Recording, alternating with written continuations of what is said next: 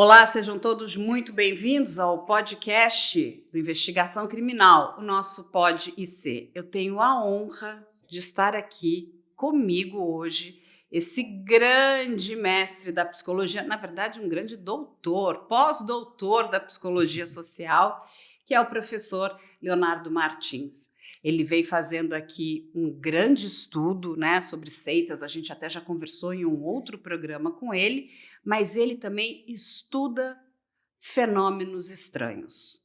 Coisas esquisitas que acontecem nas nossas cabeças é uma temática que ele se interessa muito. E a gente também, porque a gente quer entender o que se passa na cabeça das pessoas. Seja muito bem-vindo, professor Leonardo. Obrigado e obrigado pelo convite, de novo. Isso, e ó, aqui a casa é sua. Você pode voltar quantas vezes você quiser. Eu acho que você tem muito a contribuir. Obrigado. Mas eu queria que você contasse para a gente como é que nasce todo esse desejo de, sabe, de trabalhar, de estudar esse universo, porque é um universo muito peculiar, né, da mente humana. Uhum. Poderia ter escolhido um caminho mais fácil, né? Uma coisa menos problemática, mas o meu grande problema é que eu sou patologicamente curioso. Sou muito curioso. A ponto de fazer minha esposa, às vezes, passar vergonha comigo na rua, porque se existe uma fila, por exemplo, num lugar, eu vou lá na fila e pergunto: oh, essa fila é pra quê? Que vai que é uma coisa que me interessa. Então ela fica com vergonha e tal. Então eu sou muito curioso, sempre fui, e uma das coisas que sempre atiçou minha curiosidade desde criança eram essas experiências estranhas. Eu sou de Pedro Leopoldo, Minas Gerais, a cidade natal do Chico Xavier. Então, eu cresci ouvindo histórias sobre contatos com espíritos. Como é uma cidade também que tem uma veia um pouco interiorana, tem relatos de lobisomem, tem toda essa coisa. E eu sempre fui extremamente curioso para entender, será que é verdade? Será que essas pessoas viram mesmo? Será que está mentindo na minha cara? E isso me levou anos e anos, desde criança, a querer entender. Eu comecei a entrevistar as pessoas ainda criança, eu tenho vídeo. Eu não mostro para ninguém, nem a minha esposa viu esses vídeos. Eu, criança, pré-adolescente, com uma câmera caseira, entrevistando pessoas que relatam ter visto coisas. Eu pergunto como é que foi, o que ela viu, se é verdade mesmo. Obviamente era uma coisa extremamente amadora, né? Não tinha nenhum critério, mas desde aquela época eu já queria entender. E logo eu descobri que, diferentemente da minha expectativa, eu esperava achar provas muito facilmente. A pessoa fala que foi atacada por um lobisomem, e aí, igual nos filmes, eu achava que eu ia encontrar uma lasquinha de unha do lobisomem e ia ter a prova que eu queria. Ou então que houve um pouso de um disco voador ali no quintal dela, que eu ia chegar lá, tá lá a marca clara de um disco voador. E eu vi que o que eu tinha, na verdade, eram os testemunhos. Era a principal coisa que eu tinha. E aí, para eu satisfazer minha curiosidade, que continua me acompanhando até hoje, eu entendi que eu tinha que entender a mente humana, eu tinha que entender como que as coisas se formulam na cabeça, como que as pessoas têm experiências. E aí eu fui estudar psicologia. E aí eu tô nessa até hoje, fiz o mestrado, doutorado, pós-doutorado, tudo estudando essas coisas. E é impressionante como essa área é uma área que, ao mesmo tempo, ela traz muita curiosidade na sociedade, porque quando a gente fala de fenômenos paranormais, sobrenaturais, é algo que, a princípio, não se tem nenhuma comprovação. É o que você muito bem falou. Existem relatos de pessoas e que não necessariamente essas pessoas estejam mentindo, né? O que o professor Leonardo já tinha me explicado anteriormente.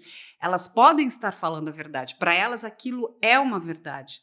Só que não existe nenhuma comprovação científica que aquilo de fato aconteceu. É isso, professor? Inclusive, muitas vezes nós temos evidências fortes de que outra coisa aconteceu no lugar. Então, ainda que para aquela pessoa tenha sido um encontro sobrenatural, por uma razão ou por outra, muitas vezes a gente tem evidência de que foi outra coisa que aconteceu. Por exemplo, o fenômeno da paralisia do sono, que é muito comum e associada com relatos sobrenaturais. É aquela experiência que você acorda, sente o corpo paralisado, geralmente só consegue mover os olhos e você pode sonhar de olhos abertos, literalmente. É como se fosse uma sobreposição, uma mistura entre o estado desperto e o estado dormindo. Então, parte do seu corpo vai se comportar como se você estivesse dormindo e a outra parte como se você estivesse acordado. E aí você não consegue se mover, porque a gente tem essa paralisia muscular quando está dormindo, para evitar que você saia correndo num pesadelo, por exemplo. Ao mesmo tempo que você, na paralisia do sono, consegue abrir os olhos, consegue ver o seu quarto e consegue sonhar de olhos abertos. Só que como você está de olho aberto, vira uma alucinação. Fica sobreposto ao ambiente. E aí a pessoa pode ver todo tipo de coisa, depende da cultura, do ambiente onde ela está. Ela vai ver conforme aquela cultura dela diz que existe. Sabe? Então, no interior do Brasil, a gente tem, por exemplo, uma entidade folclórica que é a pisadeira. É uma entidade que geralmente aqui na cidade, né, na metrópole a gente não conhece, não ouviu falar, mas é uma mistura de bruxa com demônio. Seria uma mulher com aparência de velha, com o cabelo bem bagunçado, com roupas muito rasgadas e com um hálito asqueroso. E ela ficaria montada em cima da pessoa, e ele sentindo aquele hálito, às vezes abusa sexualmente. Igualzinho, na Idade Média, eram os íncubos e súcubos, que eram demônios que faziam a mesma coisa. Hoje em dia também alienígenas são relatados durante paralisias do sono. Mas aí, pelas características do episódio, que a pessoa relata e tal, dependendo também de certas predisposições, a gente consegue chegar a uma conclusão razoável de que aquilo foi uma paralisia do sono. Embora para ela seja um contato espiritual. E como é que é quando vocês, né, precisam explicar para a pessoa que aquilo é um fenômeno da paralisia do sono? Porque a pessoa está com aquela ideia fixa de que ela, né, viveu algo, alguma experiência, né, paranormal, sobrenatural. E aí quando você, né, tem que confrontar a pessoa e falar, olha, porque inclusive isso deve, né, tá dentro, né, do quadro, talvez algum tipo, é uma doença, não sei se é uma doença essa questão da paralisia do sono, se precisa de um tratamento, eu não sei o que a pessoa precisa fazer para que ela não tenha esses episódios. Porque a gente também tem o sonâmbulo, aquela pessoa que está dormindo, mas levanta, conversa, chega a fazer coisas. Tem pessoas que, né, eu tinha uma parente que ela varria a casa, mas ela estava dormindo. E você tentava falar com ela, ela não te respondia. Ela varria e depois voltava para a cama e dormia. Era uma coisa completamente estranha, mas era o padrão de sonambulismo dela. Apesar de paralisia do sono e sonambulismo serem completamente diferentes, o funcionamento cerebral é completamente diferente, normalmente a paralisia do sono ela não tem um dano maior, nada demais para se preocupar, até porque ele tende a ser raro. Se ele acontece com alguma reincidência, aí a gente pode ver do que se trata, mas muitas vezes tem a ver com padrão de sono, com estresse, tem uma série de fatores que predispõem à paralisia do sono. Eu mesmo já tive umas 2 vezes, e sempre em períodos de estresse, e eu tive essa visão, né, essas alucinações, a gente chama de... O nome é estranho, mas a ideia é simples. Alucinação hipnagógica, que é quando você tem alucinação no começo do sono, e alucinação hipnopômpica, que é depois que você dormiu o tempo todo e acordou e teve a visão. Eu já tive, é bem realista, é tão real quanto você, que eu estou vendo aqui agora, mas isso normalmente não é patológico, não é nada. E esse é um dos motivos pelos quais normalmente a gente não confronta a pessoa. Entendi. Depende muito do contexto, depende de uma série de variáveis. Às vezes a pessoa mesmo me procura, já aconteceu várias vezes. Olha, Léo, aconteceu uma coisa comigo, eu acho que eu tive um contato com um demônio e tal, mas eu quero entender. Então, se você chegar a uma outra conclusão diferente da minha, por favor, me fale. Isso é uma coisa. Outra coisa é, se a gente entende ali que tem algo prejudicial à pessoa, tem um transtorno mental ali, isso pode motivar uma devolução, mas na grande maioria das vezes não. Eu estou ali para pesquisar aquele caso, estou ali para, às vezes, numa cidade, pesquisando os vários casos, e as pessoas vão relatar uma série de coisas, eu vou chegar às minhas conclusões, agradecer, e a pessoa, muitas vezes, ela só quer falar. Sabe, eu não estou ali, a gente, normalmente, nós cientistas, não nos colocamos no papel de desabonar as crenças das pessoas, desacreditar. Sim. Então, a gente tem uma atitude muito de respeito. Então, a não ser que esteja prejudicando ou que parta da pessoa, normalmente a gente não dá esse feedback, não. Não, ela então nem vai ficar sabendo que... Não que esteja escondendo, sabe? Mas é uma coisa de respeito mesmo. Até porque muitas vezes ela pode não acreditar na minha conclusão. Né? Entendi. Eu passei por toda uma trajetória que faz aquela conclusão ter sentido. Para ela talvez não vá fazer. Ela passou por outra trajetória que vai fazer com que outra conclusão faça sentido. Perfeito. Então... E, Léo, queria voltar lá para 1970. 1970 foi uma época onde a psicanálise, a psicologia, eles usavam LSD como um experimento. E muitas pessoas, né, fizeram uso desse ácido, porque ele é um ácido alucinógeno, para testes. Você chegou a estudar sobre isso? Porque, assim, o que esse teste, né? Porque é uma coisa que a gente tem muita curiosidade de entender, né? O que o alucinógeno pode, de fato, fazer dentro dessas sessões, vamos dizer, de terapia? Eu tenho estudos específicos com ayahuasca. Tenho até 2 artigos científicos publicados com um colega sobre isso. E a gente entende que a relação da substância, seja o que for DMT, que tem na ayahuasca, ou outras coisas, com o cérebro, isso ocasiona outros padrões de funcionamento no cérebro que podem ocasionar experiências visuais, olfativas e tal, que são resultantes daquela mudança química dentro do cérebro mesmo. Só que, como eu estava comentando, dependendo do histórico, dependendo do contexto, das expectativas, as pessoas vão dar uma interpretação para aquilo que é diferente de mim, por exemplo, que tem uma outra bagagem, tem outras expectativas. Como essas experiências muitas vezes são muito vívidas e elas acontecem dentro de um contexto, seja um contexto de psicoterapia em que se cria a expectativa, por exemplo, de contato com dimensões mais profundas de você mesmo, do seu inconsciente, de um inconsciente sábio que tem todas as respostas, seja num contexto religioso em que se espera que você tenha contato com seres sobrenaturais, com alienígenas, a sua tendência é que esse contexto dite a interpretação que você vai dar. Se a gente só de você estar ali, só de você ter se disposto a entrar naquele contexto, isso já indica que você tem uma simpatia por aquele ponto de vista, né? Você tem uma expectativa ligada àquilo, você espera que aquilo seja verdade, então muito provavelmente você vai abraçar aquela explicação quando aquela experiência arrebatadora vier, você vê um negócio ali na sua frente extremamente real, né?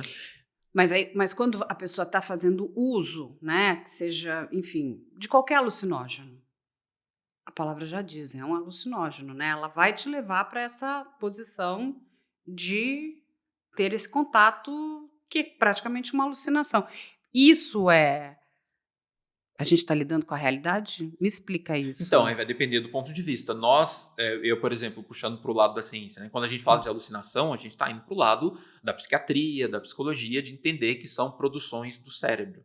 Só que nos outros contextos, mesmo com essa palavra, ela está associada com outras coisas. Por exemplo, existe um movimento, e se você permitiu a gente voltar na década de 70, era muito em voga, a ideia de que essas experiências elas são portas de entrada para realidades sutis, que nós aqui nos nossos estados ordinários de experiência, de consciência, né? O estado vigio que nós estamos agora, a gente não tem acesso.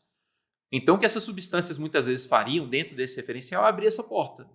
Você se torna mais sensível, mais aberto, tem o suposto terceiro olho, e aí cada grupo vai dar a sua interpretação, né? Que a pineal ela é ativada e vai te permitir ver outras camadas de realidade. Para eles, alucinação muitas vezes quer dizer isso, é uma realidade que está ali, só que a gente não consegue ver. Não tem essa carga nossa de criado pelo cérebro, porque isso é uma visão cientificista. Enquanto para eles vão ter uma visão esotérica, religiosa, nova era, seja lá o que for. A interpretação ela não está pronta, ela é dada pelo contexto. Então aí, mesmo se você diga que é alucinação, ela pode dizer, tá bom. Porque a alucinação, na verdade, é isso. É essa outra camada que agora eu estou vendo. Mais real do que o real. Você já pode ter ouvido essa expressão. Muitas pessoas falam que aquilo foi mais real do que o real. Então está mais real do que isso daqui. E elas muitas vezes são compelidas até a acreditar mais naquilo do que nisso aqui. Olha. Né? De tão forte, de tão arrebatador que é. Fora o lado emocional. Você tem uma experiência dessas, de uma entidade aparecer ali na sua frente, que você estava esperando, e é uma entidade que é vista como extraordinária, como um ser de luz, e aí ela te deu essa honra de aparecer para você. Isso é muito sedutor, isso é muito fácil a gente comprar a ideia de forma inocente, de forma autêntica para a pessoa mesmo. Vou puxar esse gancho. Por que é tão sedutor? Por vários motivos, mas um deles é que isso nos coloca numa posição muito especial. Por exemplo, tem uma entidade aí, um suposto extraterrestre, que muitos grupos acreditam, que é o tal do Ashtar Sheran, ou Ashtar Sheran. Cada um pronuncia de um jeito. Talvez seja parente daquele cantor Ed Sheeran, aquele cantor britânico. Muitas pessoas acreditam que ele existe, ele é alto, tem 2 metros de altura, olhos azuis, cabelos lisos, loiros, e ele seria o comandante de uma frota de milhares de naves alienígenas. Ele é como se fosse meio que, para alguns grupos, o braço direito de Jesus. Olha a importância dessa entidade. Então, ser extremamente poderoso e tal. Imagina quão importante você se sentiria se você acreditasse nessa entidade e ela reserva um tempo na agenda dela para aparecer para você. Ela tem um monte de coisa para fazer, mas ela resolveu aparecer para você. Isso não dá uma sensação de, nossa, alguma coisa eu tenho, né? Para ele aparecer para mim, para vir me dar conselho, para vir falar comigo. Sim. Então, isso nos faz sentir muito especiais. E todos nós, não só essas pessoas, eu também, você, todo mundo, a gente quer se sentir um pouco especial. É bom, né? Quando alguém te faz sentir especial, quando a pessoa amada te acolhe. Então, há várias formas da gente conseguir isso, mas quando ela vem de uma forma muito coerente com o seu sistema de crenças, como é nesse caso, isso é muito sedutor, no bom sentido até de sedutor. Está falando também de uma carência afetiva. Não necessariamente no mau sentido da expressão. Sim. Mas no fato de que todos nós temos a incompletude, todos nós somos seres faltantes de alguma forma. A psicanálise, apesar de eu não ser psicanalista, fala muito bem disso, descreve muito bem esse fenômeno. Eu posso discordar da explicação da psicanálise, mas a observação do fenômeno é muito acurada. A ideia de que nós somos seres faltantes. A gente nunca está satisfeito 100%. Então, muitas pessoas, inclusive, usam disso, né, desse conhecimento de que nós somos seres faltantes, para oferecer soluções fáceis. Porque sabe que a gente está precisando mesmo. Claro que algumas pessoas lidam melhor que outras com essa falta, mas ela está por lá. E aí, professor, a gente caminha aqui para um fenômeno que eu acho que assim, é um tanto quanto preocupante. Porque, independente das nossas crenças, ou das nossas ideologias, ou daquilo que a gente entenda como verdade, a gente tem esse fenômeno de seitas. Mas eu digo, não. Porque tem algumas que não vão fazer mal nenhum ao outro. Sei lá, eles acreditam que se eles plantarem alecrim dourado, que uma coisa que eles vão estar fazendo que vai ser boa para toda a humanidade. Então, não faz nem bem nem mal. Tá ali. Mas a gente encontra outras seitas que são muito perigosas. Enfim, até nos Estados Unidos a gente tinha lá aquela seita do Charles Manson, né, que ele tinha um poder absurdo sobre aquele núcleo de pessoas que inclusive fazia com que as pessoas fossem cometer crimes, né, naquela coisa que ele acreditava ou fazia aquelas pessoas acreditarem. A gente também aqui no Brasil, ora e mexe, a gente se depara com uma história que, olha, tem uma seita por trás disso, isso pode ser, né, ligado a uma determinada seita. A gente até conversou bastante naquele episódio da ketamina, que foi muito bem levantado por vocês, que será que aquilo de fato é uma seita? Ou se é somente um grupo de pessoas que se reuniu para usar aquela determinada droga? E aí vai ser colocado nesse universo da seita, né? E a seita tem também, de certa forma, às vezes um cunho religioso. Tem uma outra nos Estados Unidos, que é a do Keith Raniere. Esse homem, ele, na verdade, ele se apresentava como um coach, né? Que ele falava muito bem e a narrativa dele era muito convincente, né? Ele tinha uma habilidade muito grande de manipulação, né, verbal. E o que ele fazia? No começo ele dizia para as pessoas o seguinte: olha, nós vamos estar aqui juntos e eu vou ajudar vocês a melhorarem o padrão de vida, melhorarem negócios, e as pessoas que também são levadas um pouco, né, por conta da ganância, né, que é, olha, por que você vai parar ali? Não, porque eu quero triplicar o meu negócio. Ele tem a fórmula mágica para eu fazer o meu negócio triplicar. E com o passar do tempo, aquilo foi, né, sendo desvendado, ele usava esse grupo que ele dava o coaching, nada mais como uma grande, vamos dizer, né, manipulação e seita para trazer mulheres nas quais ele queria usá-las como objeto sexual. Inclusive tem uma atriz muito famosa que acabou tendo muitos prejuízos e ele marcava as mulheres no ferro quente, com as iniciais do nome dele, o K e o R. Só que ele colocava de uma forma que ele dizia para as pessoas, não, nós estamos marcando na sua pele os 5 elementos, terra, fogo, água, ar, enfim.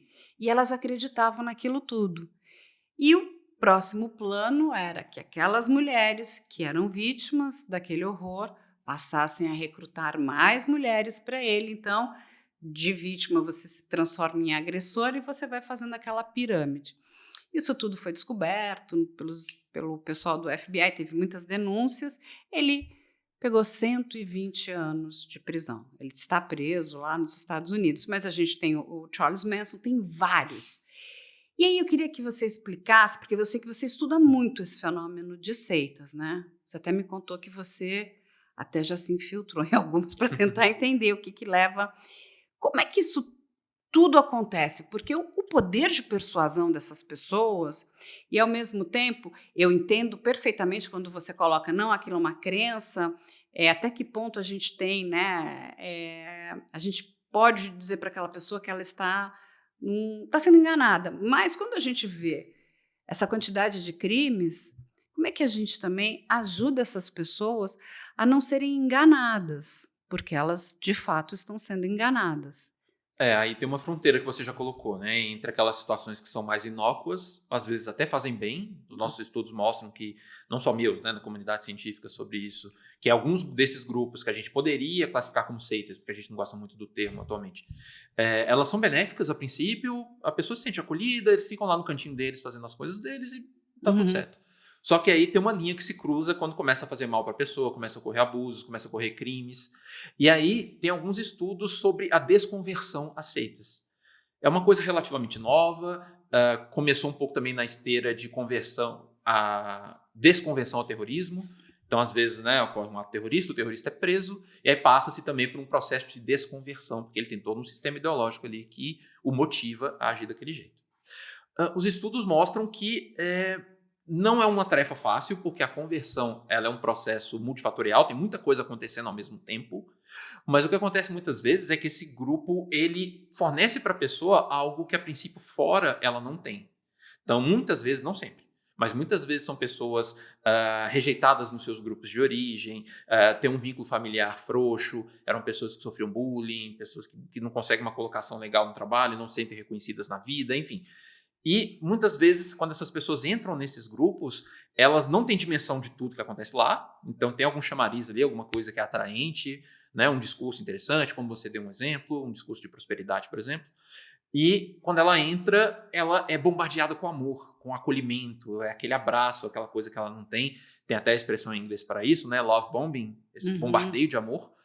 E aí, como eu tinha até comentado aqui em off com você, a gente tem uma série de vieses humanos, vieses cognitivos que nos tornam particularmente susceptíveis a aderir a esse tipo de coisa. Um deles é o viés da perseverança da crença, que é a nossa tendência a não largar o osso quando a gente começa a acreditar em alguma coisa. Demora um tempo, precisa de muito esforço para mudar de ideia. Então, a pessoa é acolhida, ela teve algo que ela sempre buscou. E isso começa a ser oferecido junto com um sistema de crenças que a princípio faz sentido, não é muito contra-intuitivo, é uma coisa mais assim, fácil de ser aceita, né? E à medida que a pessoa está lá e ela vai aceitando, eles vão apresentando ideias cada vez mais complexas para ela, mas não são tão complexas mais porque ela já aceitou as primeiras. Então ela vai como se fosse uma escada ou uma espiral que ela vai subindo. E aí quando ela é apresentada as ideias mais extraordinárias, mais contra-intuitivas ou mais comprometedoras, talvez um crime, alguma coisa assim, cometer um atentado, ela já está cognitivamente dessensibilizada para o caráter estranho daquilo, porque ela já passou por toda aquela espiral. Ela já foi absorvendo crenças mais intuitivas, ela já foi abraçada, já teve esse lado emocional fornecido para ela. Tudo isso faz com que aquilo ali faça sentido como um todo. E aí você chegou nesse final aí, fica muito difícil mudar de ideia. Tem jeito? Tem. Mas esses trabalhos de desconversão geralmente são muito longos, precisa do envolvimento de pessoas de fora, às vezes o resgate desse vínculo familiar, às vezes o oferecimento de outros vínculos, já que eu falei que o lado emocional é tão importante, né? E tem várias outras estratégias que a gente estuda, mas todas elas oferecem um trabalho, um caminho trabalhoso. Nunca é uma coisa simples, sabe? Eu imagino. E você há muito tempo vem estudando isso. Um pouco. Inclusive, já se colocou dentro desse universo. O que você encontrou quando você se coloca ali dentro, né? Você passou a fazer parte daquilo ali. Porque aí você vai completamente sem amarras, é isso? É quase completamente, porque querendo ou não, eu não tenho como deixar a minha bagagem para trás, a minha história, o meu objetivo ali de estudar aquele grupo. Mas eu me infiltrei em alguns grupos. Infiltrar é uma palavra ruim, porque parece que fez escondido. Né? Mas atualmente não se pode mais fazer isso cientificamente, né? Na comunidade científica, quando você vai estudar um grupo, tem comitê de ética, tem tudo, então o grupo tem que saber que você está ali para estudá-los. Isso é claro que cria um obstáculo. Você pensa, eles não vão ser honestos, eles não vão te mostrar tudo, eles vão esconder. Mas, por sorte, ou porque é assim mesmo, eu vi mais coisas do que a maioria das pessoas vê, porque, na verdade, muitos desses grupos têm membros tão convencidos da realidade do que eles estão experimentando ali, que eles querem que você veja mesmo. Porque eu ali, né, professor, pesquisador da Universidade de São Paulo, né, a toda poderosa USP. Então, teve um que chegou a falar precisamente nessas palavras: você vai ser o nosso porta-voz na USP.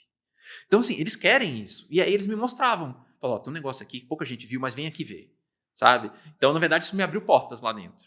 E aí eu fiquei mais de um ano, mais de 2 anos, dependendo do grupo, lá dentro, acompanhando o cotidiano deles, ou dependendo do lugar, nem era um grupo tão fechado, era um lugar mesmo, aí eu fiquei morando lá naquele lugar por vários meses, ou às vezes até um ano e meio, 2 anos.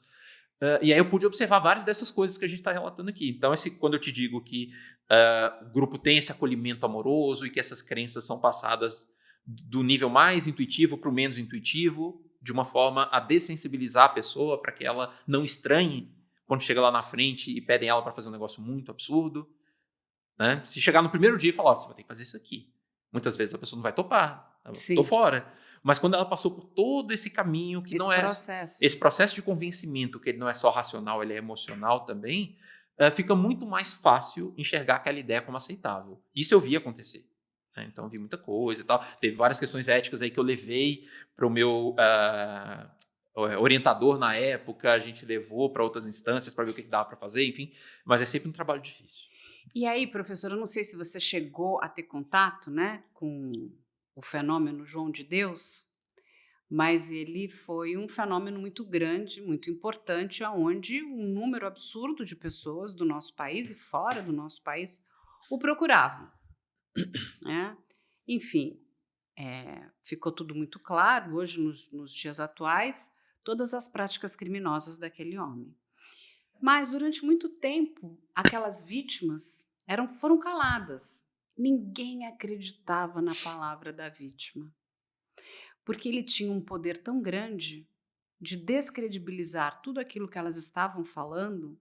E aí, de novo, né, vem a questão, por que é que só a palavra dele valia? A gente sabe também, vamos dar aqui um parênteses, que ele tinha o domínio daquela região ali de Abadiânia, ele pagava a pessoa A, B e C, ele tinha o controle financeiro, inclusive, e infelizmente, né, das pessoas que poderiam ter ajudado aquelas determinadas vítimas.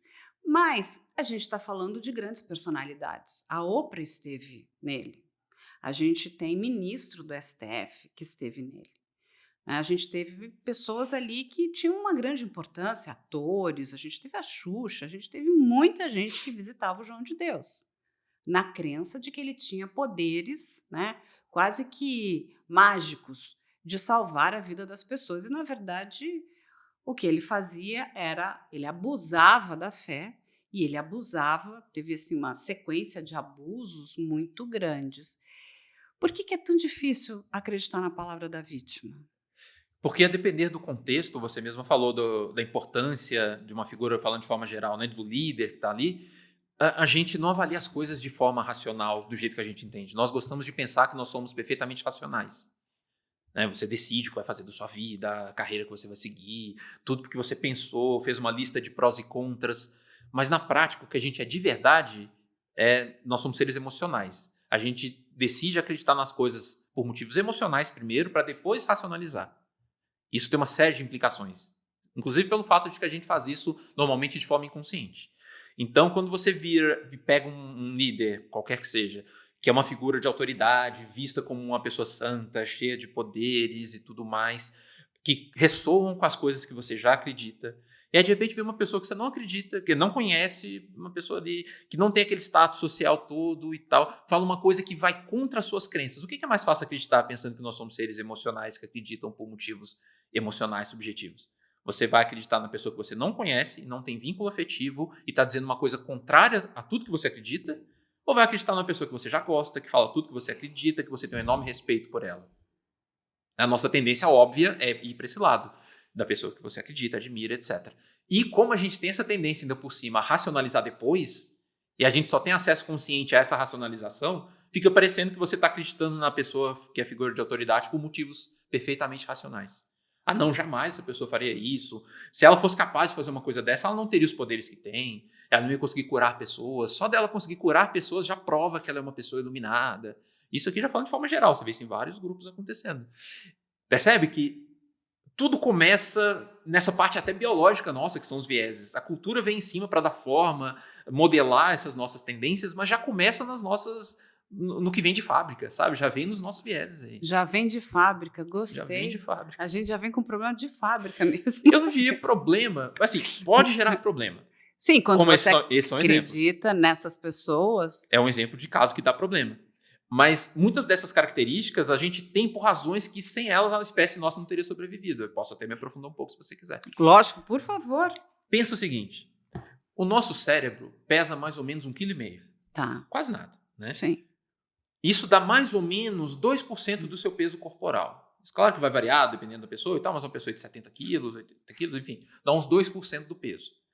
Esse bolinho de carne que é só 2% do seu peso, nos dias normais, nos dias mais tranquilos, consome 20% das calorias que você gasta no seu corpo todo. Imagina, 2% consome 20%. Então, assim, o seu cérebro puxa muita energia. Energia que eu estou falando, caloria mesmo. Então, o nosso cérebro ele é um órgão que demanda muito. Ele tem que controlar muita coisa, né? Muita coisa para ele processar o corpo, batimento cardíaco, Respiração. intestino, respiração, tudo. Fora tudo que você pensa. Falar, olhar. Tudo. No nível inconsciente, mais ainda. Você está produzindo um monte de coisa que você nem conscientemente tem acesso. O que isso quer dizer? Hoje está fácil. Hoje a gente, uma boa parte de nós, né? Infelizmente não é todo mundo, mas tem geladeira, tem comida acessível, a gente não precisa caçar. A comida está ali disponível. Você está cansado, está com fome, vai lá e come. Só que a nossa espécie, o Homo sapiens, está aí há mais de 100 mil anos. Então, imagina lá atrás, no período em que todo mundo vivia na escassez, tinha que caçar e tal. Para manter um cérebro com a capacidade que a gente tem, imagina, é muito difícil para o organismo, um cérebro que consome tanta caloria, tanta energia, se manter. Como que a espécie conseguiu manter isso? Não conseguiu de propósito, né? Porque isso tudo acontece à revelia da nossa vontade. Foi economizando energia. Então, o seu cérebro, ele é aquilo que a gente chama de avareza cognitiva ou economia cognitiva, é a tendência do nosso cérebro de economizar energia para conseguir se manter. Se a nossa espécie não tivesse essa característica, a espécie, né, não ia conseguir se manter. Entendi. Sabe? Porque é um cérebro que demanda muito. Não dá pra gente se manter a longo prazo. Todo tempo você ficar questionando tudo. E... exatamente. Então, o cérebro... Qual foi a solução que a seleção natural deu? Nosso cérebro é enviesado. Então, tudo que ele puder fazer para economizar energia, ele vai fazer. Entendi. Então, um dos modos pelos quais ele faz isso é através dos vieses cognitivos. Se você já acredita num negócio, você não vai ficar revisando. Se você já tem uma conclusão sobre o negócio, você não vai ficar revisando. Se aquilo parece que é assim, até que se prove o contrário. Isso ao longo do período da seleção natural e tal, ao longo da sobrevivência da espécie, se mostrou extremamente útil. Se você está andando na savana africana, a espécie humana, uma moitinha mexeu ali diferente, corre. Você não vai falar, deu vontade de correr, mas será que é mesmo um predador? Não, vamos lá dar uma olhada. E aí é um predador mesmo, você é comido.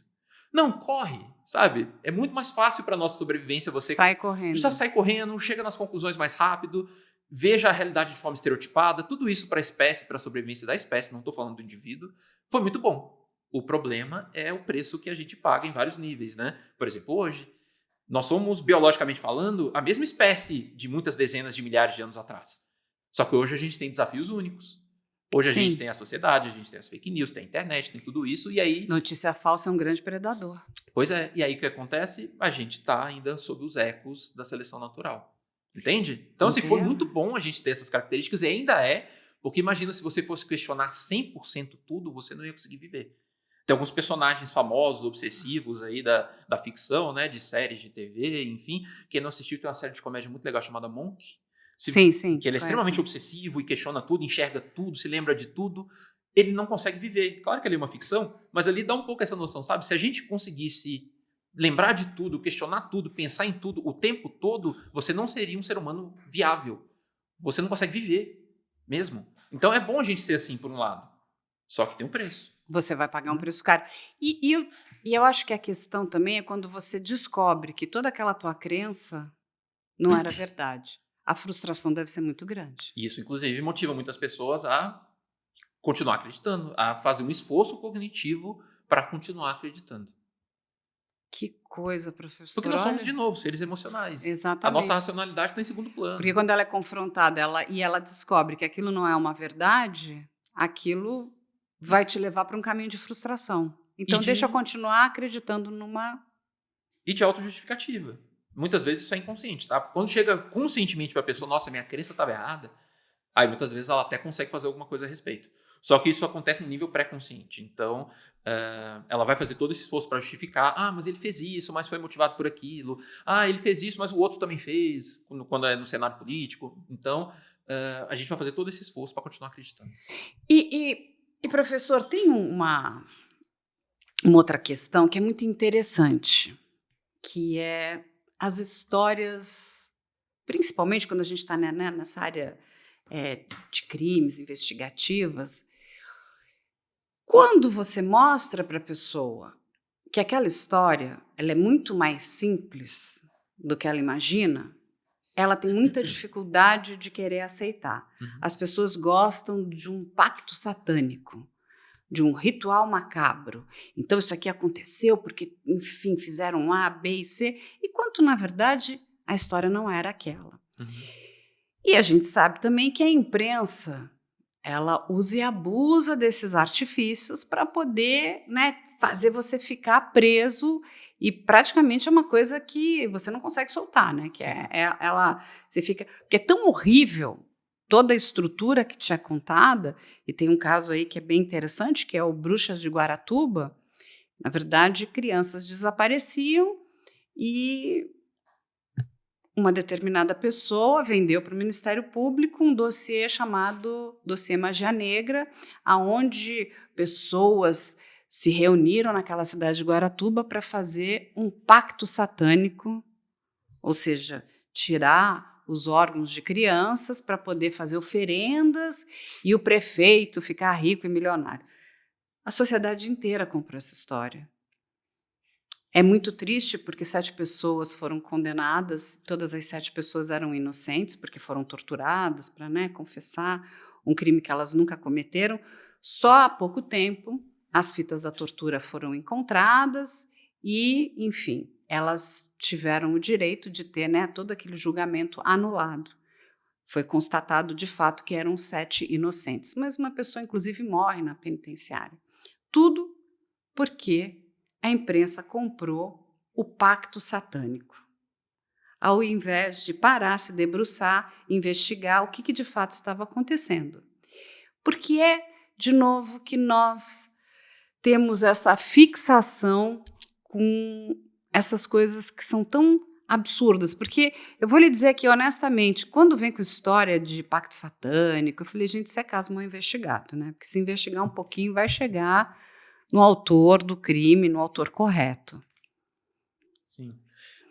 Tem várias explicações, tem várias camadas a essa explicação. A gente poderia falar longamente sobre isso, mas uma parte disso me remete ao Carl Sagan. Não sei se todo mundo se lembra dele, de famoso cientista, divulgador Sim. científico. E tem um livro dele que eu recomendo até hoje, que é O Mundo Assombrado pelos Demônios. E uma das partes dele, e o demônio no caso, é a ignorância.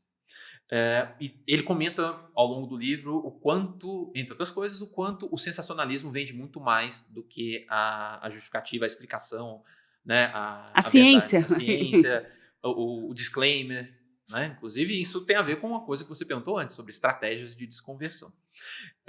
Do tanto que, quando a gente tenta mudar a ideia das pessoas sobre um certo assunto, isso geralmente faz propaganda, na verdade, daquela ideia errada, porque toda vez que vai fazer o disclaimer, você tem que explicar qual é a ideia errada.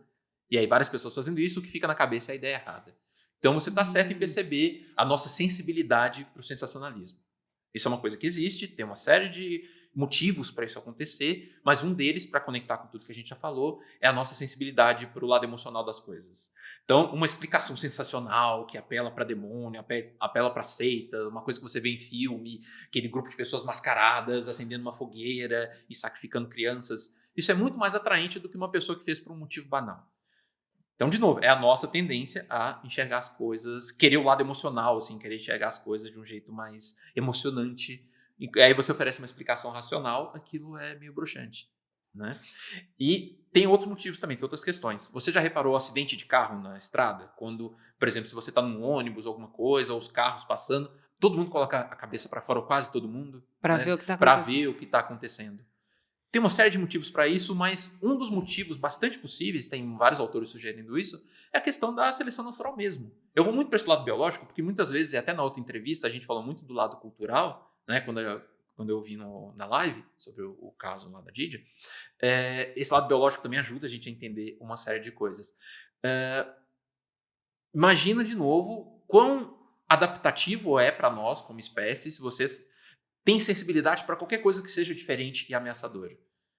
Né? Imagina você entra aqui nessa sala, você já gravou várias vezes aqui, mas um dia que você entrou tem um pano diferente em cima de um negócio ali que tem meio que um vulto humano ali, sabe? Tem uma coisa que mais ou menos esse contorno e tem um pano e tá quietinho ali no fundo. provavelmente vai ser a primeira coisa que você vai notar. Que você está habituado a tudo aqui diferente, tudo aqui igual, né? E aí você vê um negócio diferente ali, isso vai chamar a sua atenção. Especialmente se for ameaçador. Isso, várias espécies têm isso. Então, qualquer coisa que não seja ameaçadora ou que possa ter um potencial ali para algo, para te ensinar para a sua sobrevivência, vai chamar a sua atenção. Então, esse é um dos fatores que nos torna tão atraídos por programas desses sensacionalistas e tal, ou então programas sérios de investigação criminal. É uma das coisas, porque nos coloca em contato com esse perigo, inclusive com essa informação que pode ser útil, né, para você não cair naquele mesmo golpe, ou então para você... Em questão de preservação. De preservação que a gente tem, esse impulso ali. Você pode entrar em contato com essa realidade de uma forma segura. Você está em casa, você está vendo pelo seu celular, está vendo pelo computador. Então, tem uma série de motivos que nos conectam com essas coisas, sabe? Quanto mais emocionante ou quanto mais ameaçador for uma coisa para nós, mais a gente vai ter atenção despertada para aquilo. Tem outras explicações e tal, mas aí a gente vai se estender. Mas e tem também, né, aquela questão que as pessoas querem acreditar naquilo. Isso é uma outra é uma coisa que me deixa um tanto boquiaberta. Sim. É uma coisa você vender toda uma história fantasiosa.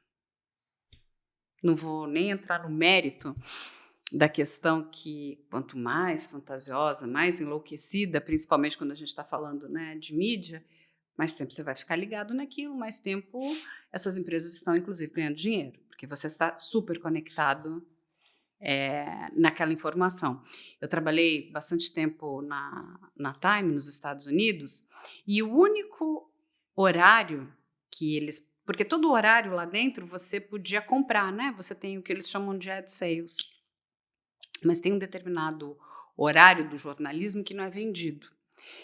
E a explicação é muito simples, porque a gente nunca sabe quando uma desgraça vai acontecer. E quando essa desgraça acontece, as pessoas ficam conectadas o tempo todo. Então, o preço daquele spot de 30 segundos saía de 1 para 10. Uhum. Porque todo mundo quer estar onde está todo mundo ligado. Uhum. Mesmo que seja contando ou noticiando uma desgraça. E eu conto a história, inclusive, do filho do Kennedy, que quando cai, né, o avião dele cai e desaparece, foi uma semana até descobrirem os destroços e ninguém mudava o canal, porque todo mundo queria saber o que tinha acontecido com o avião daquele rapaz, que era jovem, lindo, casado com uma mulher linda, maravilhosa, inclusive a irmã estava dentro do avião. Então, assim, as pessoas estavam hiperconectadas. Então, não vamos vender. Mas, quando a gente para pensar, né, na questão de algumas pessoas de fato quererem acreditar, então elas ficam buscando por que é que aquelas pessoas, professor, não sei se você já estudou isso, querem que aquilo aconteça, sabe assim, eu quero que, enfim, sei lá, um espírito venha falar comigo. Por que só fala com A, com B, com C e comigo não fala? Eu quero acreditar que aquilo pode acontecer comigo. Por que as pessoas começam a entrar nessa... É quase que uma obsessão. Uhum. Uma parte da explicação a gente já falou, né, sobre você se sentir especial. Então, por que fala, você mesma colocou, por que o espírito fala com A, com B e não fala comigo? O que eles têm que eu não tenho, né? Então, você ter essa experiência te coloca num lugar próximo, igual, talvez até superior, dependendo do que as outras pessoas. Te coloca em comunhão com aquelas pessoas, você faz parte do grupo. Então, imagina um grupo lá, uma seita, todo mundo já viu o extraterrestre, por exemplo, e você foi o único que não viu até agora. Por que você é inferior? E você vai se sentir separado. Nós somos animais sociais. Esse jargão aí, ele é bem correto no sentido de que nós temos uma série de tendências a querer estar conectados, a querer pertencer a grupos. A gente sabe que a solidão ela provoca uma série de problemas psicológicos de vários níveis. Só isso daí já é uma motivação suficiente muitas vezes. Você falou, né? Tá todo mundo ligado na TV. Um dos motivos, não o único, mas um dos motivos é justamente você querer saber o que tá todo mundo sabendo. A gente faz isso na internet. A gente não quer perder o próximo meme. Quando alguém te fala, você viu o último meme? Aí todo mundo na mesa viu, e você não viu, você fica meio assim. Que droga, eu perdi isso daí. Eu me sinto, né? A pessoa se sente inferiorizada. Inferiorizada, né? E sozinha. Ela não faz parte do grupo naquela fração de segundo ali, ela não faz parte mais do grupo. Todo mundo está sabendo algo que ela não sabe. Então tem essa questão de pertencer ao grupo, tem a questão daquilo que você quer que seja verdade, ser coerente já com o seu sistema de crenças e tudo que puder validar o seu sistema de crenças é extremamente prazeroso e reforçador para você. E aí tem uma outra camada, que aí já não é todo mundo, mas tem uma parte de nós que tem uma tendência meio pro obscuro, sabe? De querer que aquela coisa meio ruim seja verdadeira. Então, na hora que você, sei lá, tem uma criança desaparecida, aí a criança é encontrada viva e bem. A maior parte de nós vai dar um respiro de alívio e tal. Mas vai ter aquela pessoa que fala assim, teria sido mais legal se tivesse encontrado ela morta, pregada em algum lugar, sabe?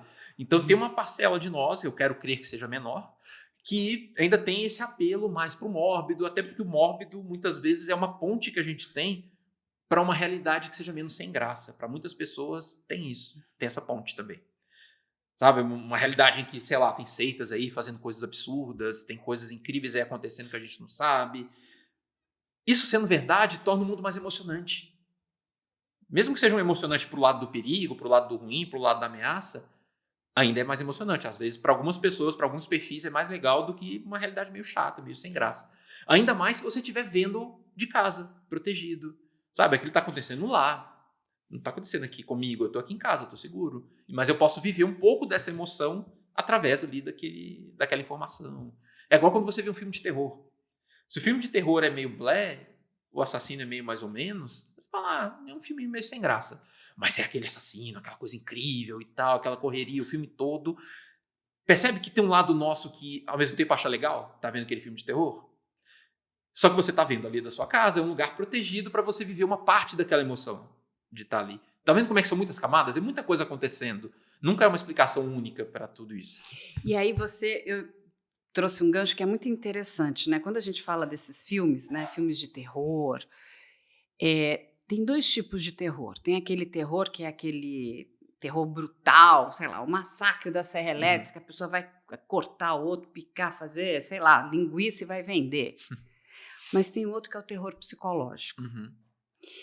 E muitas vezes, já conversei com várias pessoas, elas contam que o terror psicológico, ele é muito mais potente do que aquele outro terror que, vamos dizer, é aquele terror rasgado, né? Picar a pessoa, fazer linguiça, ou sei lá, o quetilho humano. Aquele outro que é o terror psicológico, ele é destruidor. Por que isso, professor? Embora eu entenda que deva haver variações nisso, haverá pessoas que vão se sentir mais assustadas com o slasher, com esse de retalhar pessoas. A primeira coisa que me vem à mente é essa conexão mais próxima com a gente, porque quanto mais próximo da nossa realidade, mais assustador provavelmente será. Né? E por mais que, por um lado, a maioria de nós não passou pela experiência, ainda bem, né, do slasher, não foi ameaçado nunca na vida por uma faca ou algo assim, o terror psicológico a gente já passou muitas vezes, de várias formas, em vários graus. Então, todos nós passamos por experiências de sentir ansiedade, medo, desproteção, né, desamparo.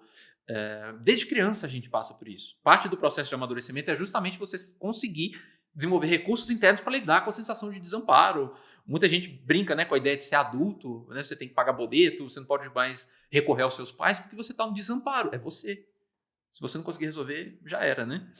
E muitas vezes o terror psicológico ele vai apelar para essas emoções que a gente já tem. Levam para um outro grau, claro, mas nós já experimentamos o desamparo, nós já experimentamos passar por uma rua escura e ficar meio assim, ou entrar num relacionamento e uma pessoa ser meio esquisita e ter uns comportamentos que você fica, nossa, será que eu estou entrando numa roubada? Então eu acho que é provável que a explicação para muitas pessoas seja isso. A ponte está mais próxima, está mais fácil você fazer uma conexão com a sua realidade, mais direta, fica mais visceral, fica mais real. E tem uma outra pergunta que eu quero te fazer, que envolve animais. Toda vez que a gente também conversa com as pessoas, elas falam, eu até consigo ver esse caso, que pode até envolver crianças, coisas absurdas, mas a grande maioria quando fala, não, se envolver animais, isso para mim é demais. Então, assim, é quase que impensável. Por que a gente às vezes tem essa ligação e esse afeto tão grande com um animalzinho e às vezes não tem com um ser humano? Depende do sentido atribuído e da sua história de vida muitas vezes. Porque a gente já tem uma tendência inata a ter um interesse pela própria espécie, aquilo que eu tinha falado, de sermos animais sociais. A gente pode ver isso facilmente na rua quando tem duas mães ou dois pais com um bebê de colo, alguma coisa, criancinha, elas começam a se olhar. Elas começam a ter interesse uma pela outra, elas ficam se seguindo com os olhos. Então a gente já tem uma tendência natural a ter contato humano e desejar essa conexão. Só que isso vai passar pelo desenvolvimento, pela história de vida, por uma série de significações. E uma dessas significações, que acontece muitas vezes, é essa aversão, essa birra que a gente está cada vez mais adquirindo uns pelos outros. A gente está cada vez mais sem paciência, está cada vez brigando mais no trânsito, na internet, os extremismos políticos, a pessoa fala uma besteira, a gente já está mais intolerante, está mais sem paciência. Isso é construído ao longo dessa história, né? Da história de vida e da história da cultura. E muitas vezes isso vem contrabalanceado, porque a gente precisa, de novo, da conexão, né? E muitas vezes a gente vai perdendo a conexão com as pessoas. É legal fazer uma conexão depois com uma outra ponta, com um outro lugar. E os animais, muitas vezes, em termos do sentido que a gente dá, eles são muito mais fáceis da gente fazer essa conexão. O animal é inocente, o animal é puro, o amor do animal é legítimo, é sem interesse, todas essas coisas que a gente atribui, né? Então, muitas vezes, o animal é muito, para a nossa visão, para esse sentido que a gente dá, o animal é muito melhor que o ser humano. A gente ouve muito isso na internet, né? Prefiro muito mais bicho do que gente. Animal é muito mais sincero, é muito mais amoroso do que o ser humano. Então, se esse sentido atribuído que foi construído ao longo da vida e da cultura ficar muito entranhado na gente, pode ser que, de fato, isso vá às últimas consequências. A morte de um ser humano não te incomode tanto, a covardia com o ser humano não tanto quanto com o animal. Porque o animal é inocente. Ele não sabe o que estava acontecendo, tadinho. Ele foi morto, sofreu e nem sabia, nem teve a chance de saber o que estava acontecendo. A pessoa, às vezes, sabe, é o sentido atribuído, né? A pessoa morreu, pelo menos ela sabia o que estava acontecendo, ela estava sendo estuprada, enfim.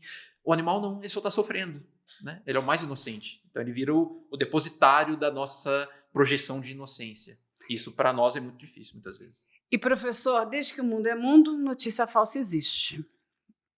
A gente teve aí um capítulo na nossa história, né? Na Segunda Guerra, o rei da notícia falsa, Goebbels, né?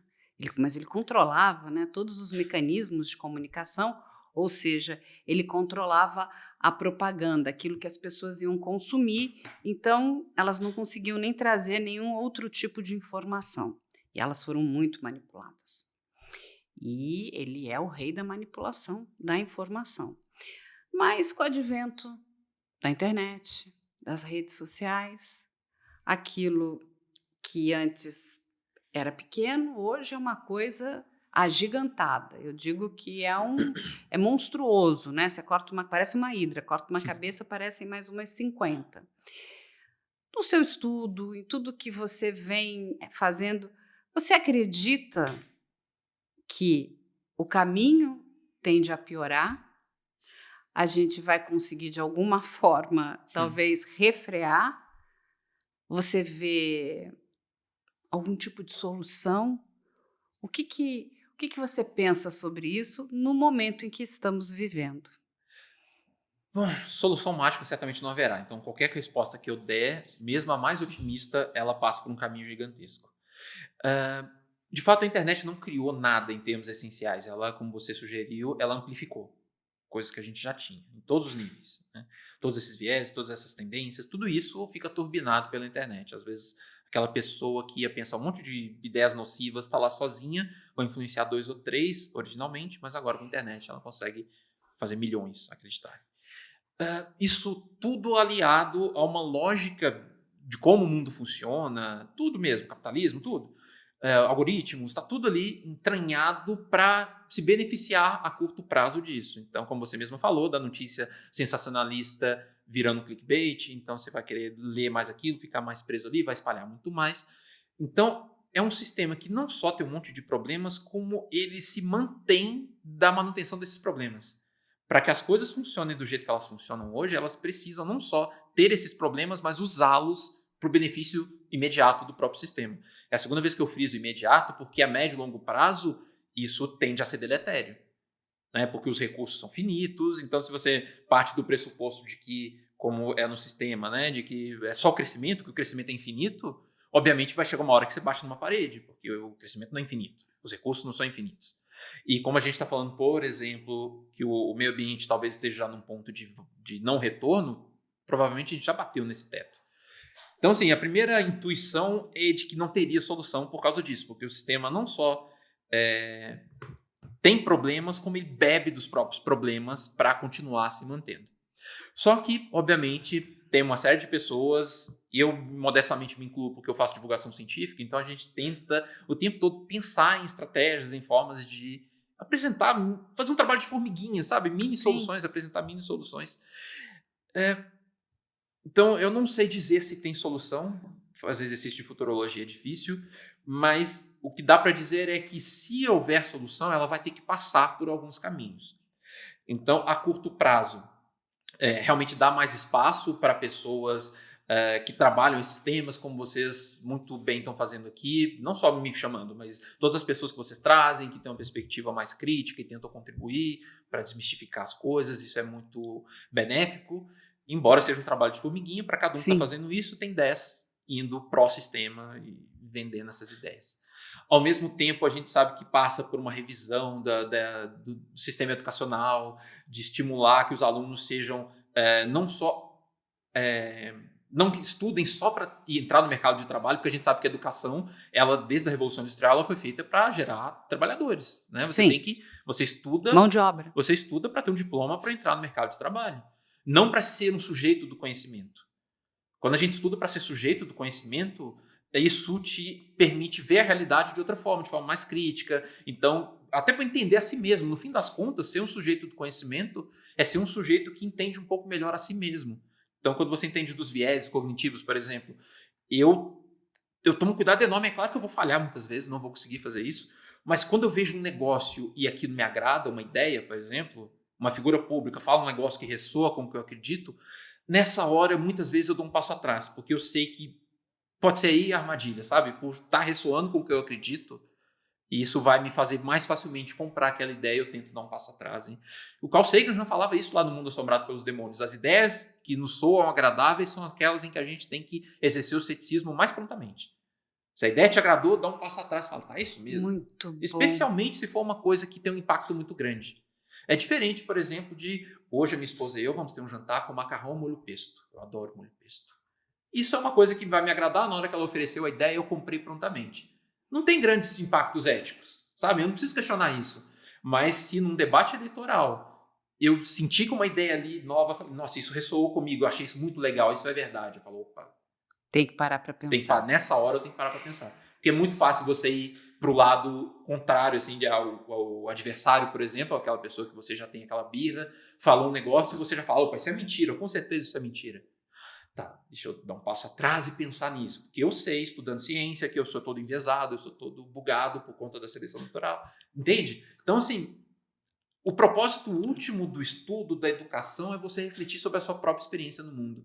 E se a gente conseguisse transformar o sistema educacional num sistema que te permite ser sujeito de conhecimento, isso tem uma chance de mudar a coisa, talvez 1, 2 gerações para frente. Adorei, sujeito do conhecimento. É isso que eu acho que a gente precisa trazer para as pessoas, que elas parem para pensar sobre isso. O que a gente está fazendo, não é, professor? É difícil, mas... E é exatamente isso. Eu digo que esse trabalho que a gente faz, quando a gente abre sempre as portas para o contraditório, por mais difícil que ele seja... É bem difícil. Mas... a gente precisa ouvir, parar para pensar, porque pode ter alguma coisa ali que nós não estávamos prestando atenção e talvez nos faça checar, né? Eu também concordo com você, eu também sou uma pessoa muito curiosa. Digo que todo curioso, né, ou curiosa, eles são bons investigadores. A gente fica procurando pelo em ovo, né? O que tem aqui? E vou olhar o outro lado, e às vezes é difícil você olhar o outro lado, né, porque te faz mal, mas você começa a entender, né? E apesar o que está acontecendo, porque eu entendo perfeitamente essa questão do nosso cérebro, de querer economizar energia, mas a gente precisa botar o nosso cérebro para trabalhar. A gente precisa melhorar a nossa cognição. Isso, por um lado, é importante, mas percebe que, para isso, uma mudança social também é necessária? Porque está todo mundo cansado, todo mundo chega em casa, pega o ônibus, 3 horas para ir, 3 horas para voltar do trabalho, e você ainda vai ter que ficar pensando, sabe? Você já está exausto. Então, assim, tem um lado do nosso esforço, sem dúvida, o máximo que você puder fazer para isso, ótimo, você está se ajudando, mas, ao mesmo tempo, se a cultura como um todo, o sistema social puder mudar para isso, é muito bom. E só resgatando uma coisinha que eu tinha falado lá na live, né, sobre o caso lá da seita da ketamina, a curiosidade. É extremamente importante sermos curiosos. Nisso, aí eu pego carona com o que você falou. Tem pesquisas mostrando isso, que se você é uma pessoa curiosa, você tem mais probabilidade de ver o contraditório, de querer ver o contraditório. Tem experimento mostrando isso. Que as pessoas mais curiosas, quando elas têm a chance, elas vão atrás do contraditório e elas, inclusive, têm uma chance maior de realmente mudar de ideia.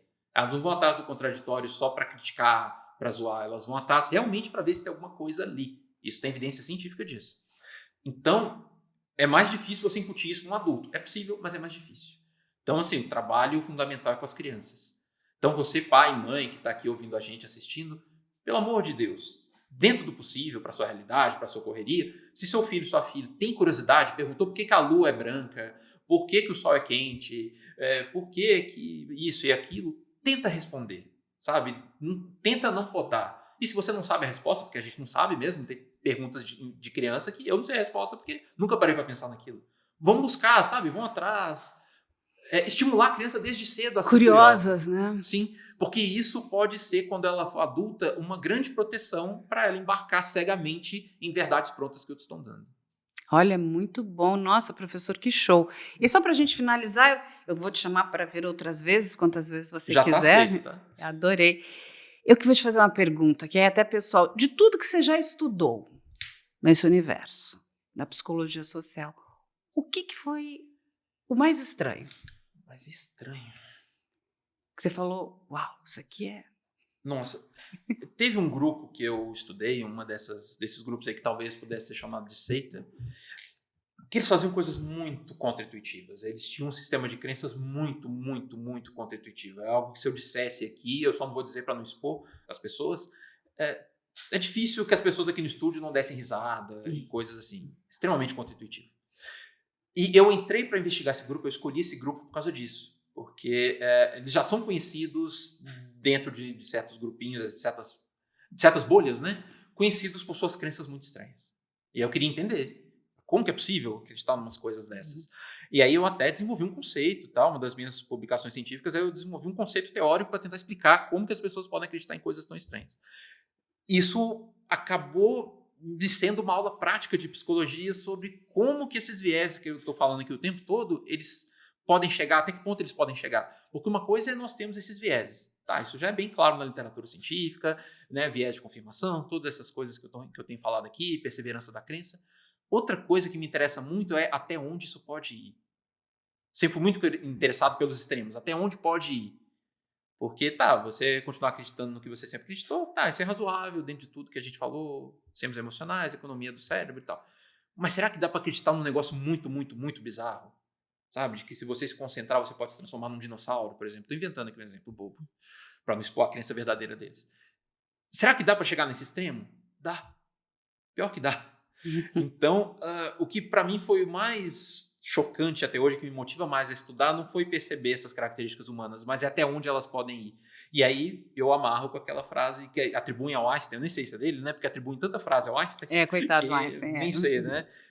Mas aquela ideia atribuída a ele de que só duas coisas são infinitas, o universo e a estupidez humana. O universo eu tenho dúvida. Então tem essa frase famosa aí. A humana é gigante. Então, assim, de fato, a estupidez humana e a capacidade humana de acreditar em coisas não realistas parece que não tem limite. E, professor, vamos para um momento filosófico aqui. Temos 5 perguntas. Lá. Você vai escolher uma. E aí vou pedir para você responder para nós. Pode escolher qualquer uma aí. Essa.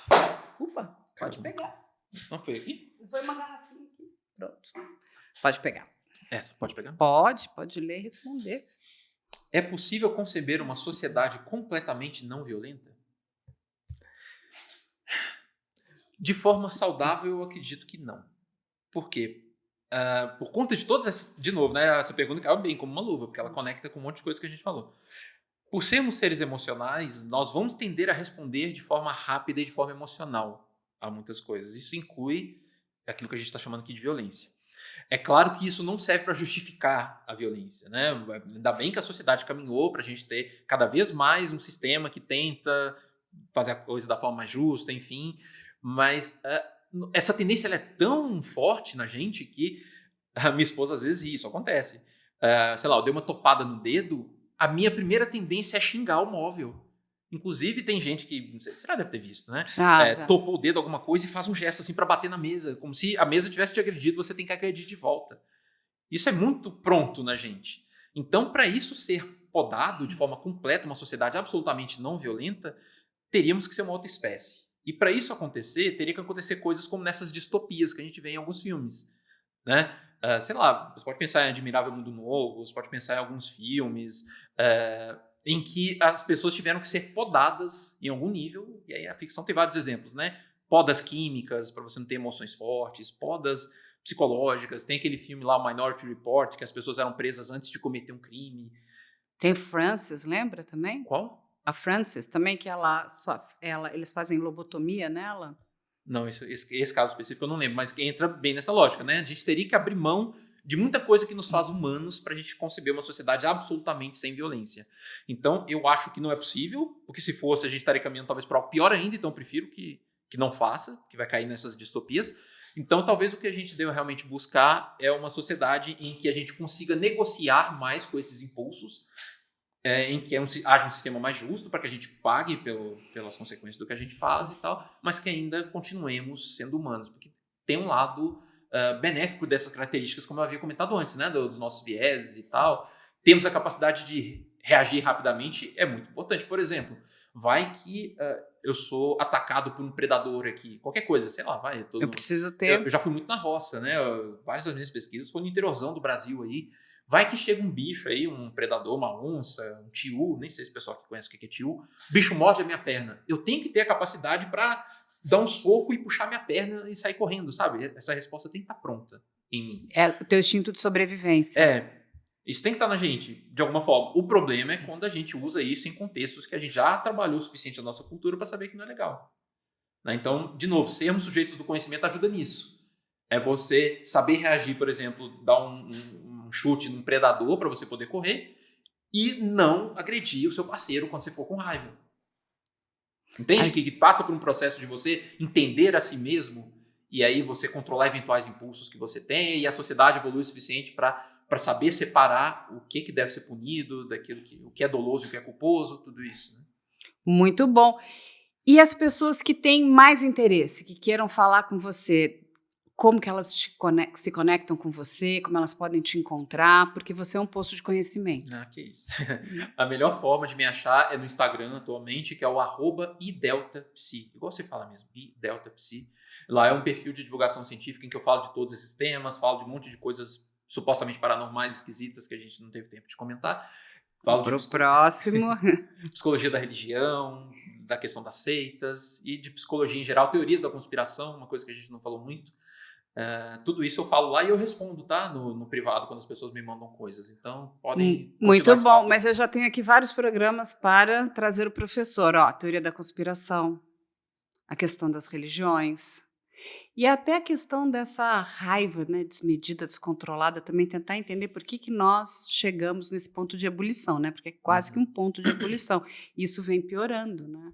Sim. E principalmente quando eu sou confrontada no sentido de que alguém não aceita a minha determinada verdade ali também. As pessoas, pessoas que elas perderam a mão, né, professor? Perderam o controle de sentar e dialogar. A intolerância parece estar crescendo mesmo. Né? Muito, porque você pode ter uma opinião diferente da minha. Eu sempre digo, vamos, né, discutir. Ou eu vou ter que melhorar, né, os meus argumentos, vou parar para ouvir os seus e vou descobrir alguma falha no meu, mas a gente não precisa se matar.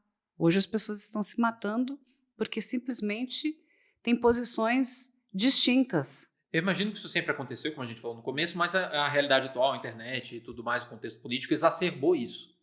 Né? Então estamos mais sensíveis. Inclusive, a gente muitas vezes não vai nem se dispor a discutir, porque eu já parto do pressuposto que você é estúpido.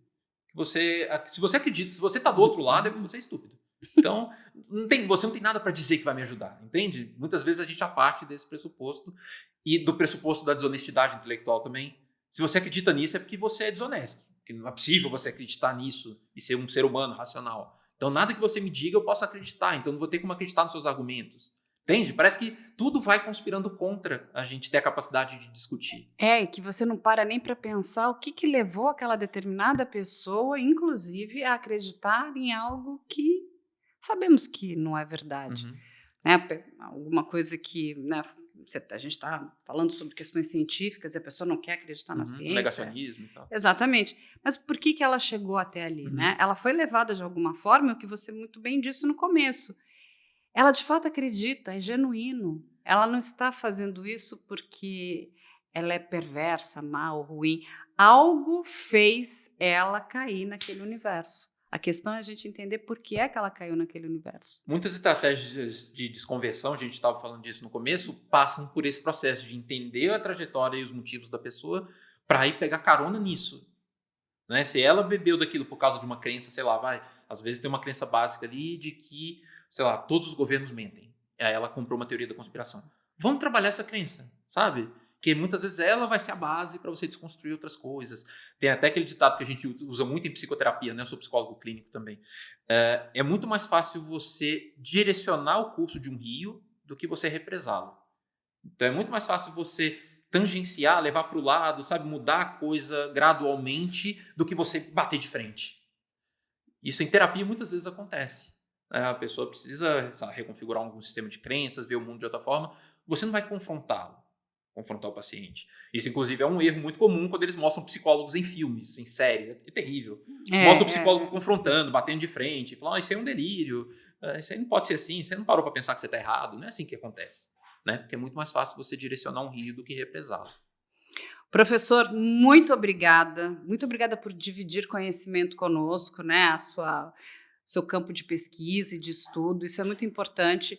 As portas estão sempre abertas. Vou lhe chamar aqui muitas outras vezes, porque eu entendo que o mundo que a gente está vivendo, principalmente nos dias atuais, a gente precisa de pessoas com o seu conhecimento profissional. É verdade, assim, está tudo muito... Sabe a questão aqui do nosso cérebro, né, que é tão desconhecido, né, ainda precisa ser tão estudado, mas vocês vêm fazendo um ótimo trabalho, que é estudar todos esses fenômenos para que a gente possa entender, né, as armadilhas que existem aí no caminho. Muito obrigada. Eu que agradeço pelo convite. Sempre que eu puder e vocês me chamarem, eu estarei aqui, sem dúvida. Obrigado.